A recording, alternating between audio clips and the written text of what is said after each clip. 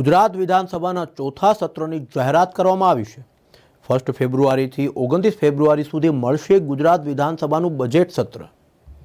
2 ફેબ્રુઆરીના રોજ વિધાનસભામાં રજૂ થશે ગુજરાતનું બજેટ, જેને લઈ અધ્યક્ષ શંકરભાઈ ચૌધરી દ્વારા માહિતી આપવામાં આવી હતી। ભારતના સંવિધાનના અનુચ્છેદ 174ના ખંડ 1ની મળેલી સત્તાની રૂએ માન્ય રાજ્યપાલ શ્રી આચાર્ય દેવવ્રતજીએ ગુજરાત વિધાનસભાના ચોથા સત્રનું આહવાન કર્યું છે।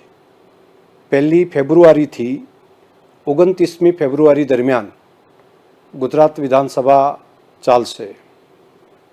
ખાસ કરીને કામકાજ માટેના જે દિવસો નક્કી કર્યા છે, રજાના દિવસો સિવાય, તે બધા દિવસોની અંદર કામકાજ અહીંયા ચાલશે। 2 દિવસ દરમિયાન 2 સત્ર, બાકી બધામાં 1 સત્ર માટેનું અત્યારે હાલ આયોજન કરવામાં આવ્યું છે।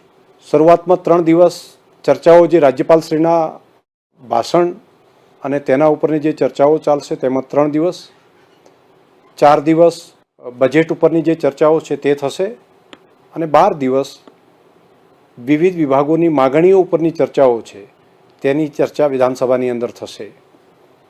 2 ફેબ્રુઆરીના રોજ બજેટની રજૂઆત વિધાનસભાની અંદર કરવામાં આવશે। આમ કુલ મિલાવીને વિધાનસભાના સત્રની શરૂઆત પૂરો ફેબ્રુઆરી મહિનો 1 થી 29મી દરમિયાન કામકાજના જે દિવસો છે તે દરમિયાન કામકાજ ચાલુ રહેશે। ધારાસભ્યશ્રીઓ, ગયા સત્રની અંદર એક વાત એવી કરવામાં આવી હતી કે માન્ય ધારાસભ્યશ્રીઓ પોતે ઓનલાઈન પ્રશ્ન પણ વિધાનસભામાં અતારાંકિત બને પૂછી શકે, તે માટેની વ્યવસ્થા થાય તો વધારે સારું।